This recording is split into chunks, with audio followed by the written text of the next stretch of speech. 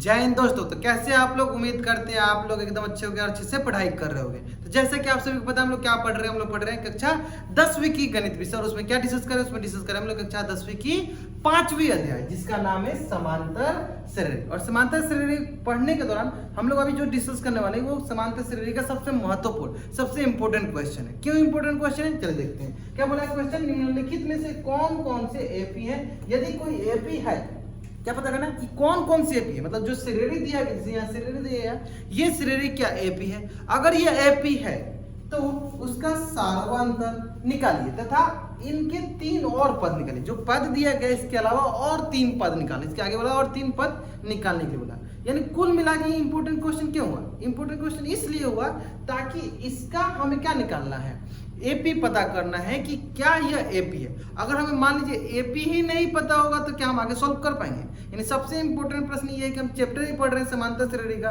और हमको समांतर श्रेणी ही निकालना नहीं है, तो क्या हमें कोई फायदा होगा पढ़ने का, है ना। और देखो ये चैप्टर बहुत आसान है, बस हमें थोड़ा सा चीजें पता होना चाहिए। सार्वंतर क्या होता है, पहला पद, दूसरा पद, ये सब क्या होता है, तो आसानी से हम इसमें बहुत अच्छा स्कोर कर पाएंगे, है ना। तो चलिए देखते हैं इस क्वेश्चन को। क्वेश्चन बहुत आसान है। क्वेश्चन क्या दिया सर, पहले हमारे पास श्रेणी दिया गया। ये पहला श्रेणी A1 हो गया, मान लीजिए पहला पद A1 हो गया, ये दूसरा पद हो गया सर A2, ये सर तीसरा पद हो गया A3, ये चौथा पद हो गया हमारे पास A4, है ना।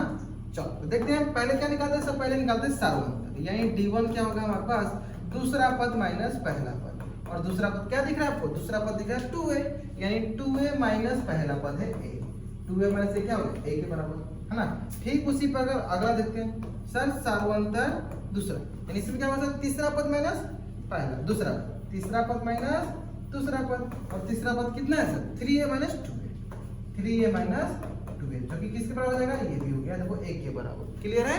चलो ठीक इसी प्रकार नेक्स्ट, ठीक इसी प्रकार नेक्स्ट क्या है सर D3, ये क्या होता है सर, चौथा पद माइनस तीसरा पद, चौथा पद माइनस तीसरा, चौथा पद कितना है sir 4A minus 3A, 4A minus 3A। तब ध्यान दो यहाँ से भी क्या आ गया सर, यहाँ से भी क्या आ गया हमारे पास A आ गया, यहाँ से भी क्या आ गया हमारे पास A। तो यानी ध्यान देंगे अगर हम तो तीनों के तीनों सार्वंतर क्या आ रहे हैं, तीनों के तीनों सार्वंतर हमारे पास आ रहे हैं A के बराबर। इसका मतलब हम क्या बोलेंगे, D1 बराबर D2 बराबर D3 किसके बराबर आ गया सर, A के बराबर। किसके बराबर आ गया सर, A के बराबर। जब ये A के बराबर आ गया, ये कहना क्या चाहता है, ये कहना चाहता है कि हमारा सार्वंतर क्या हो गया, बराबर। सार्वंतर क्या हो गया, बराबर हो गया। सार्वंतर बराबर है, सार्वंतर क्या है, बराबर।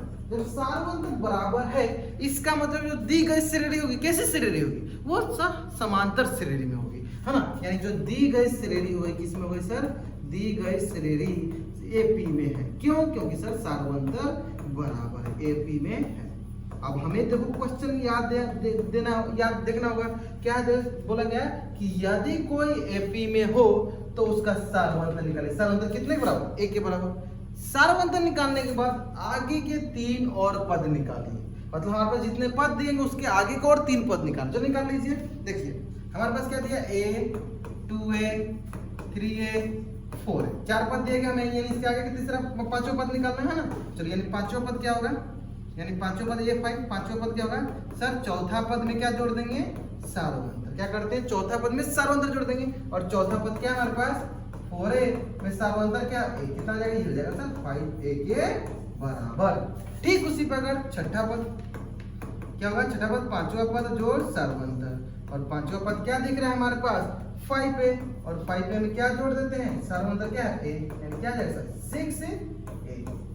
नेक्स्ट आ जाए सर 7वां पद, ये क्या होगा सर, छठा पद जोड़ सार्वंतर, और छठा पद कितना है सर 6A जोड़ सार्वंतर, यानी 7A, है ना। इस प्रकार से हमारे पास अगला जो 3 होगा, अगला 3 हमारे पास मिल गया।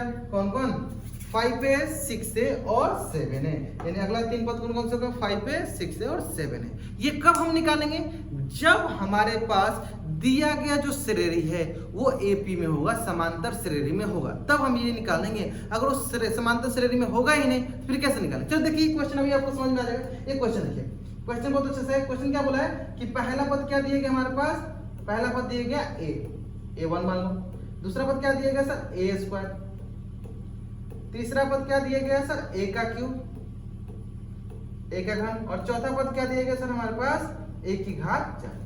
चारों पद दे दिए गए हमारे पास। अब देखो हमें क्या करना है सर, हमें सबसे पहले इसका सार्वंतर निकालना है। चलो निकालिए सार्वंतर, निकालिए आराम से सार्वंतर निकालिए। देखिए तो पहला सार्वंतर हो गया सर d1, क्या होता है सर दूसरा पद माइनस पहला पद, और दूसरा पद क्या दिख रहा है सर, दूसरा पद देखो आपके पास दिख रहा है a का स्क्वायर माइनस a, यानी क्या होगा सर, चलो एक कॉमन ले लो, इसमें से एक कॉमन ले लीजिए, यहाँ हो गया सर हमारे पास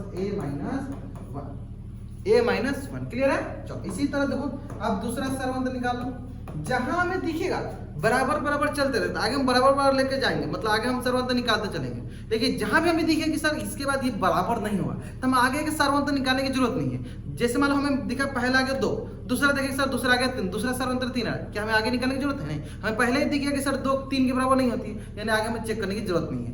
क्यों ये बता रहे हैं, क्योंकि यहाँ पे कुछ ऐसा ही होने वाला है ना। देखो यहाँ पे तो क्या होगा सर, दूसरा सार्वंतर हो जाएगा हमारे पास a3 माइनस a2, मतलब तीसरा पद माइनस दूसरा पद। तीसरा पद क्या है सर, a का क्यूब माइनस दूसरा पद a का स्क्वायर, क्या कॉमन लेंगे a का स्क्वायर कॉमन, यहाँ हो सर a माइनस 1। अब आपको थोड़ा बहुत लग रहा है सर कॉमन एक ही जैसा दिख रहा है, लेकिन एक ही जैसा नहीं है, थोड़ा सा ध्यान से देखिए। देखो इसको आप ऐसे लिखो a इंटू a माइनस 1, देखो तो ये a माइनस 1 था, ये a माइनस 1 क्या है d1 बराबर, ये लिखा है सर a इंटू d1 के बराबर, और ये किसके बराबर है सर, ये है टोटल d2 बराबर। टोटल किसके बराबर है सर, d2 के बराबर है, टोटल किसके बराबर है, d2 के बराबर है। यानी हमें यहाँ पे भी बताइए कि क्या ये दोनों बराबर है, हम लोग नहीं सर d2 जो है ना a टाइम्स d1 के बराबर है, यानी कुल मिलाकर हम क्या बोलेंगे, कुल मिलाकर हम ये बोलेंगे कि सर d1 जो है d2 के बराबर नहीं। अगर बराबर होना होगा तो सर इसको a से गुना करना पड़ेगा, है ना। इसका मतलब ये बराबर नहीं है। जब सर सार्वंतर बराबर नहीं है, जब सार्वंतर बराबर नहीं है, सार्वंतर बराबर नहीं है, जब सार्वंतर बराबर नहीं है तो क्या ये समांतर श्रेणी में होगा, नहीं होगा। यानी दी गई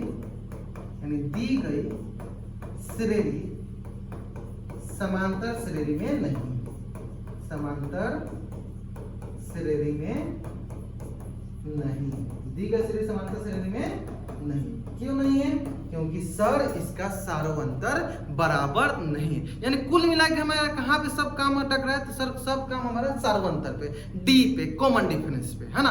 अब बताओ सर जब ये समांतर श्रेणी में नहीं है तो क्या हमें इसका सार्वंतर निकालने की जरूरत है, हमें इसकी सार्वंतर निकालने की जरूरत नहीं है। तो क्या हमें इसके आगे के 3 पद और निकालने की जरूरत है, सर नहीं निकालने की जरूरत है, क्योंकि ये है ही नहीं है में, तो हम आगे बढ़ेंगे ही नहीं। क्लियर है, समझ में आ गया।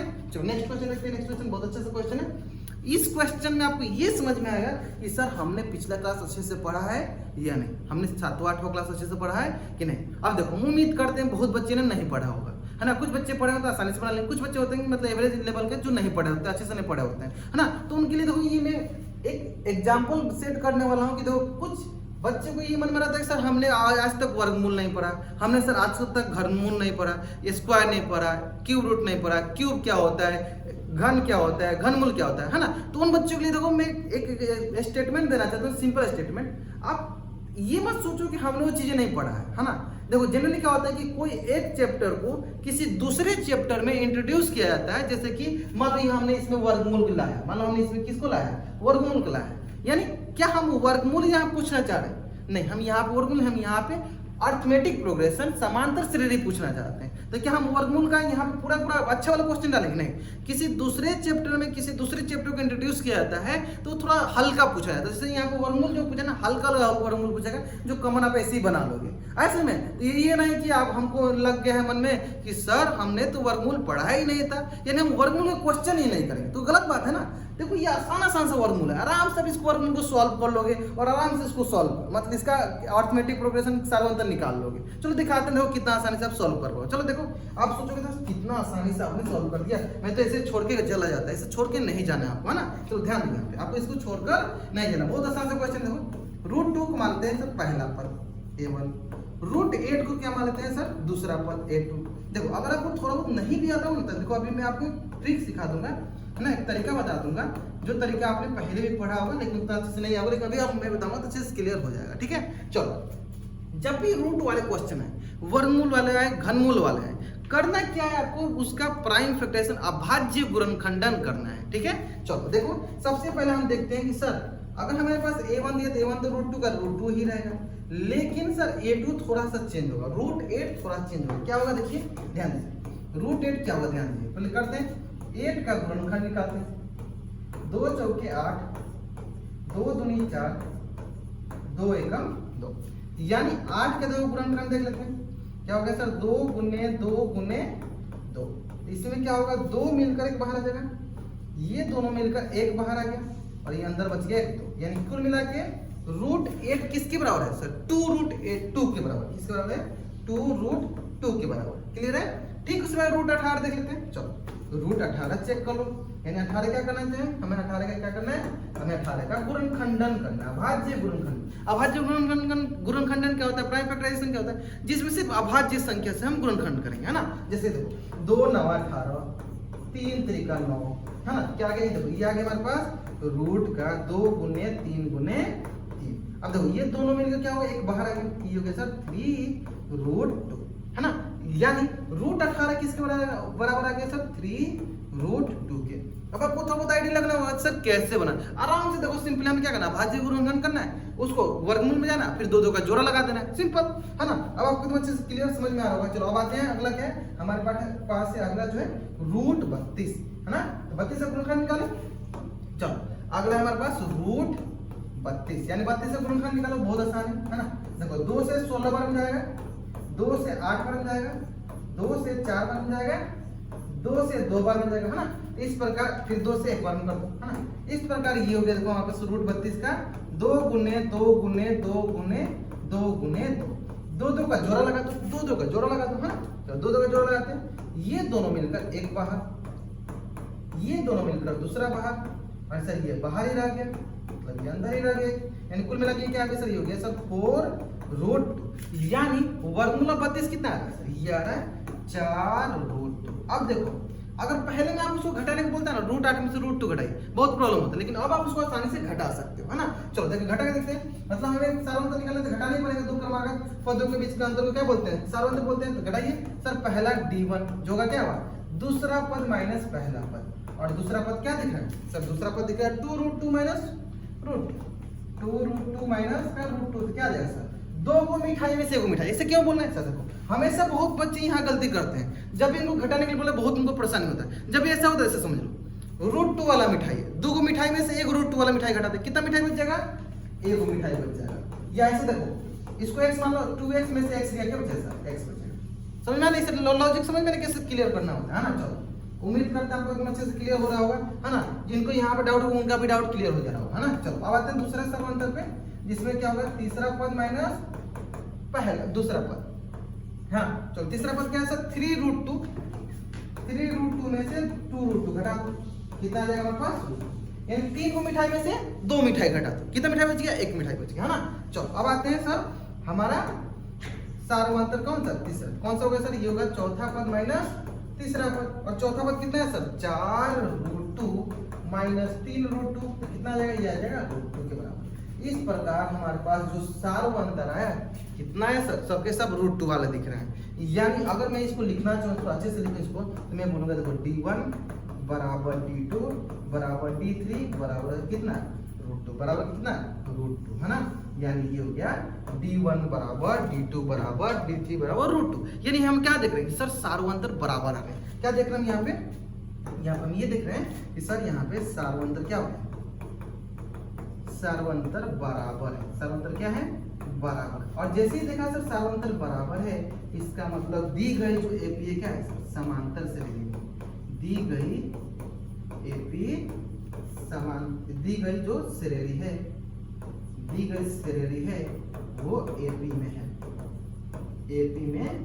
समझ में आ गया, क्लियर है यहाँ तक, यहाँ तक तो अच्छे से समझ में आ गया होगा कि हमारे पास सार्वंतर रूट 2 है, यानी सार्वंतर बराबर, यानी दी गई श्रेणी किसमें, एपी में है। क्या यहीं तक क्वेश्चन है, नहीं, क्वेश्चन बोला कि अगर इस एपी में है तो सार्वंतर निकाले, सार्वंतर कितना गया, रूट 2। उस वक्त क्या निकालना, और 3 पद, चलो और 3 पद निकाला था इसका, तो पहला पद हो गया सर रूट 2, दूसरा हो गया 2 रूट 2, तीसरा हो गया 3 रूट 2, चौथा हो गया 4 रूट 2। तो इसके आगे का दिखाना आपको समझ में भी आ रहा होगा कि 5 रूट 2, 6 रूट 2 और 7 रूट 2, देखते हैं वो आता है कि, है ना। चलो देखो पांचवा पद क्या होगा सर, a5 क्या होगा सर, चौथा पद जोड़ सार्वंतर, चौथा पद क्या है सर, 4 रूट 2 जोड़ सार्वंतर क्या है, रूट 2, यानी क्या हो गया 5 रूट 2, है ना। नेक्स्ट अगला है सर छठा पद, पांचवा पद जोड़ सार्वंतर, तो पांचवा पद कितना है 5√2 जोड़ सर्वांतर कितना आ जाएगा 6√2 है ना।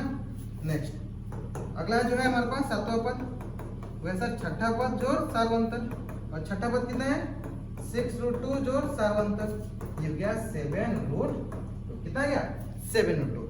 इसका मतलब ये हुआ कि हमारे पास अगला जो तीन पद होगा कौन कौन सा होगा 5√2 6√2 और 7√2। अब आपको एकदम अच्छे से क्लियर समझ में आ रहा होगा कि सर आगे से हमारे पास अगर कोई भी रूट वाला वर्गमूल वाला क्वेश्चन आएगा हम नहीं छोड़ के आएंगे, है ना, नहीं छोड़ के आएंगे। जल्दी बोलिएगा, कमेंट बॉक्स में जरूर बताइएगा, हम आगे से कोई भी रूट वाला क्वेश्चन आएगा वर्गमूल वाला क्वेश्चन आएगा उसमें पूछा जाएगा कि क्या ये एपी में है तो हम उसको कभी छोड़ के नहीं आएंगे, है ना। अगर नहीं आएंगे तब चैट बॉक्स में जरूर बताइएगा, ठीक है। चलिए तो इसमें और 2-3 क्वेश्चन रह गए, 2-3 क्वेश्चन और रह गए, उसको हम लोग नेक्स्ट वीडियो में जरूर डिस्कस करेंगे। बाकी आपसे हमको एक ही हेल्प चाहिए, क्या हेल्प चाहिए कि अगर आप ही के जैसे आपके कोई भी सहपाठी जो जिनको इसके नीड हो तो उनके पास ये वीडियो जरूर पहुंचाइए ताकि उनका भी कुछ भला हो सके, ठीक है। चलिए मिलते हैं हम लोग नेक्स्ट वीडियो में जहां पर हम लोग और बचाएंगे, है ना, अच्छे से क्वेश्चन की प्रैक्टिस करेंगे। क्लियर है, चलिए।